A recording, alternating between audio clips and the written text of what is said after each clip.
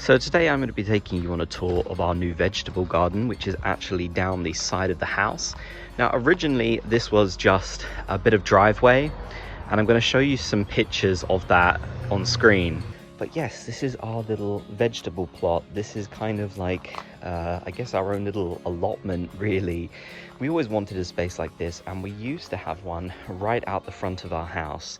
But the problem is it was so close to the road, it didn't really feel right growing vegetables out there. So we've moved this one back, and we're maybe even going to put a fence in to kind of enclose it a bit more. I mean, I'm not going to show you the whole space because it's kind of messy, but you can kind of gather that this was not really a very well used area. It's mostly for our bins, kind of, because we have a few of them here in the UK. So yeah, now instead of being a parking space, it is a nice little vegetable garden. And I want to take you on a little tour of what I'm growing out here as well. So first of all, we have my blueberry barrel. I used to have just various different things in it. I got this actually when I moved into my first house years and years ago now, like nearly 5 years ago.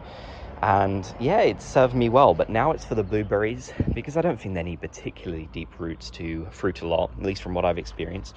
So we've actually got two in here. I think they are slightly different varieties, as you can kind of tell by the leaves on them. But, you know, that's fine. We've got a nice mixture in here. Here I also have my lovely plum tree, which was out the back originally. It was in the sort of border at the back that you might have seen in my tours, but that just wasn't a good place for it. So instead, I put it out here, and we can kind of expect maybe in the next 4 years to see plums. It's a long wait, but I'm definitely very excited for that. Also in this little border here, which it isn't the nicest looking border at the moment. I need to put some compost down. I'll explain why it doesn't look so nice, but let me just explain the plants first. We have a raspberry and we have another raspberry. Again, two different types. I can't remember the specific varieties. They're going to fruit fairly soon, I believe. As you can see, this one's already got the little flowers on it, so that's good. And yeah, I'm really loving having all of these. I mean, I love berries. I love growing fruit. So having this little border here at the back of the fence, I feel like is a smart idea. It allows them to also spread out. The one I'm most excited for is actually the red currant bush, which is something I really love and I'm very nostalgic for, because when I was a kid in my parents' garden, we actually had a massive red currant bush. And I used to love picking them with my mum and dad, and you know, we'd try and make things out of them. We'd try and make juice out of them. So for me, I just felt like I had to have this in my garden, you know, to kind of bring back those vibes, I guess. I'm very excited to see how this will do and when it will fruit. It's already grown like crazy. I mean, it was a tiny little thing, and now it's kind of up to my knee. So yeah, I mean, I know these things grow massive from what I've seen, but it's got a lot of space here, so that's definitely quite good. So yeah, as I said, I wanted to explain why this border doesn't look very nice. In fact, this whole area probably isn't as aesthetical, is that the right word, as my back garden that you might have seen from my videos, and I want to explain why. Effectively, this project we tried to do as cheaply as possible. We really tried to reuse as much as we could. So for example, most of the soil you see in here is taken from my back garden, and it's taken from underneath my pathways and things like that. Basically soil that just wouldn't got thrown out. I don't even know how you throw out soil, but it wouldn't have got used anywhere productive. So even though it's maybe not the most fertile or productive soil, I thought it was a good idea to reuse everything. I mean, all the bark here, almost all of it, was reused from the vegetable plot out the front. The sleepers, almost all of them, again, are reused from the front. All the planters and things that I have here were reused from the front garden. So it's very much been a project where we've tried to do it as cheaply as possible and also grow everything ourselves from seed if we can too. So this raised planter at the back is fun. This one is like a mixed vegetable patch. I know there's been more push from the Horticultural Society and things like that to try and not just grow one type of thing in these vegetable planters, like grow a lot of different things. So for me, I've tried to grow a lot of different things in here, which I think is really fun. So I want to show you what I've grown, and everything in here I've grown from seed this year, which I'm very proud of. I've not really been the best at growing vegetables previously, so this feels like a big step up. The main one we have is carrots. We have a ton of carrots in here. It's not going to be a massive harvest. I mean, this isn't a huge planter, but it's more for fun. I'm not trying to be sustainable or anything like that. So yeah, lots and lots of carrots. Again, I grew all of these from seed. They're doing very well.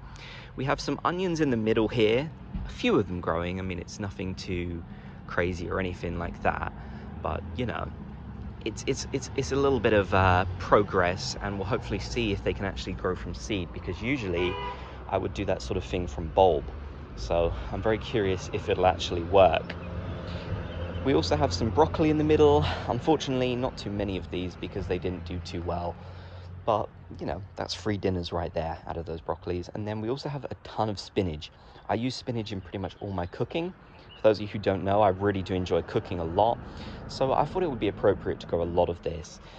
I don't really know if spinach is the best thing to have in a planter like this with all this other stuff, but I'm kind of just experimenting. I'm not a vegetable expert or anything like that, not like I am with the perennials. So, you know, I'm learning and I'm trying, and it's fun. It's fun that way. You don't always have to do it perfectly, especially not when you're kind of just starting out. This one, however, is purely 100% dedicated just to potatoes, because, you know, potatoes are the most, in my opinion, versatile vegetable or anything that you could have. You can do so much with potatoes, so why not grow a ton of them? They're easy to grow. You know, it's a no-brainer. This whole thing, which is the biggest one, is for potatoes. You can already see some life. I mean, they're so easy to grow. You wouldn't believe it if you've never tried. Literally, just find your mankiest, it's a funny word, but find your grossest, for you Americans, potatoes, and, you know, the ones with lots of stems coming out them, put them upright into the soil, and honestly, just leave them. Water them sometimes maybe, and they'll thrive. That's how well potatoes do and how easy they are to grow. So give it like a few weeks and this whole thing will be green, and we'll have hopefully quite a big harvest of potatoes. I really hope so anyways. That'll be fun. Here we've got my peas, which again I grew from seed.